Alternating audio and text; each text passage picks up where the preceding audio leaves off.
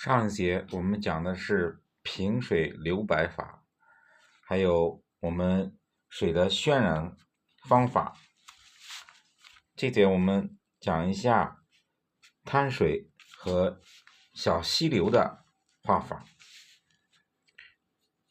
我们画小品经常用到进出的小溪流，怎样去处理呢？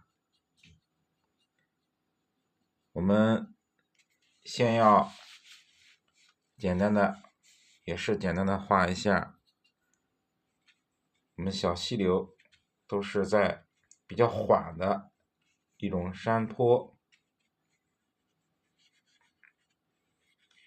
一种比较缓的山坡上流出的水，平缓的溪流。我们要我先做一下两边山石，先画两边的山石，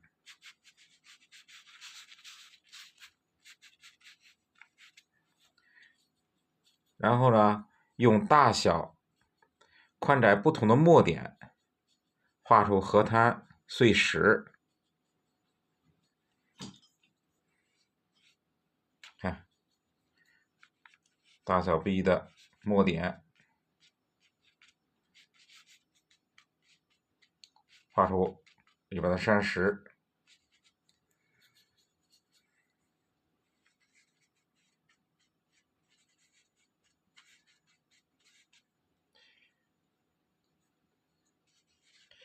有大的有小的，一定要有变化，不要勾得太均匀，不要点的那个墨点太均匀，一定要有变化。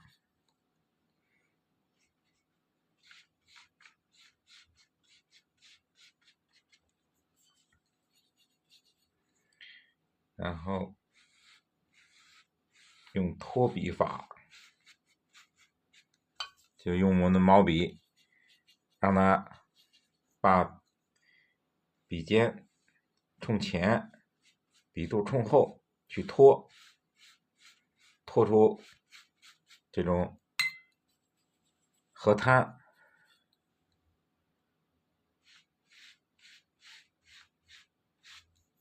拖成这种河滩。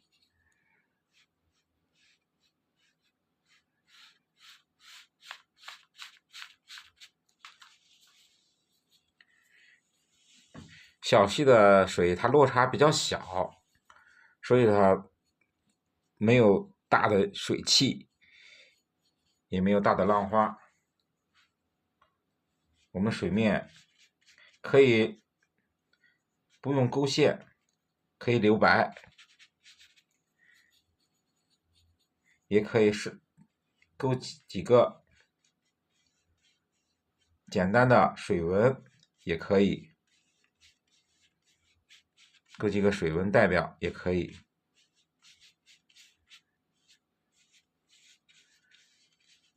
用比较淡的墨，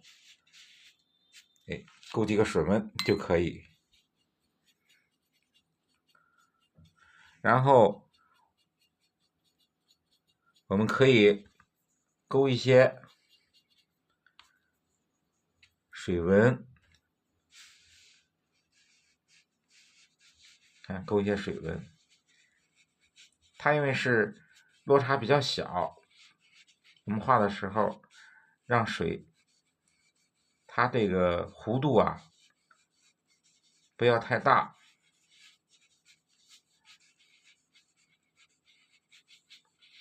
让它平一点，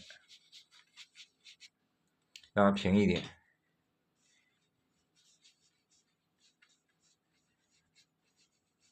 就用我们的这个笔尖压扁，这样去勾。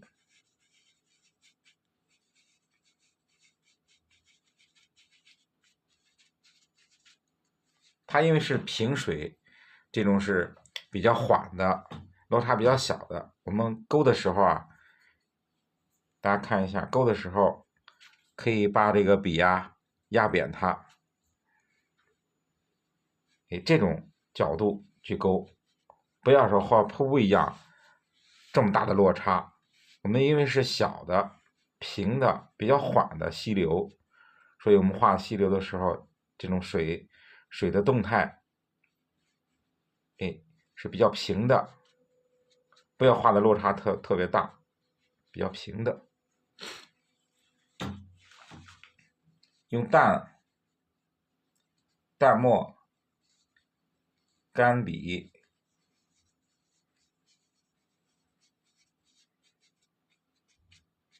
远处的我们可以用小的碎石代表一下，这就是远处的小河，然后到这有个小的落差，这个小的落差，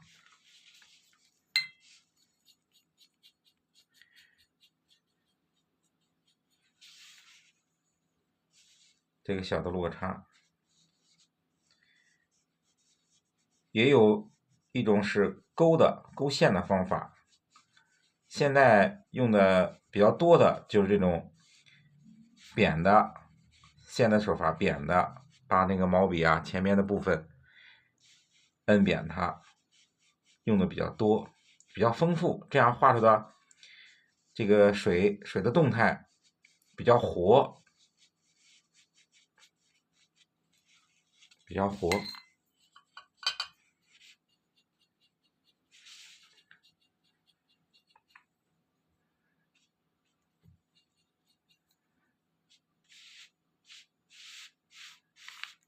这是滩涂，河滩。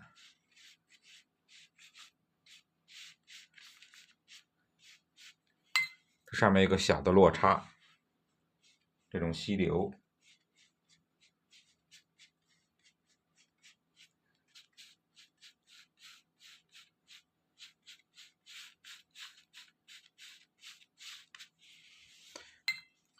染颜色的时候，也是把它这个下面的部分，我们要上花青，加淡墨，然后上面我们溅起就是水亮的部分留白。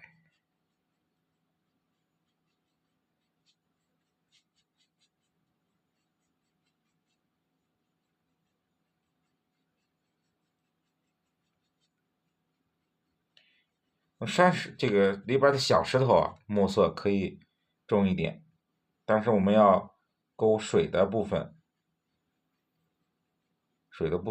我们墨一定要淡，不要重。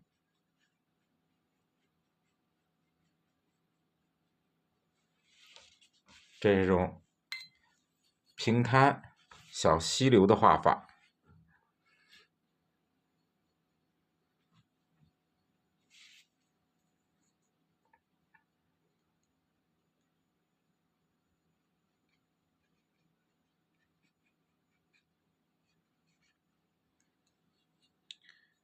小溪流，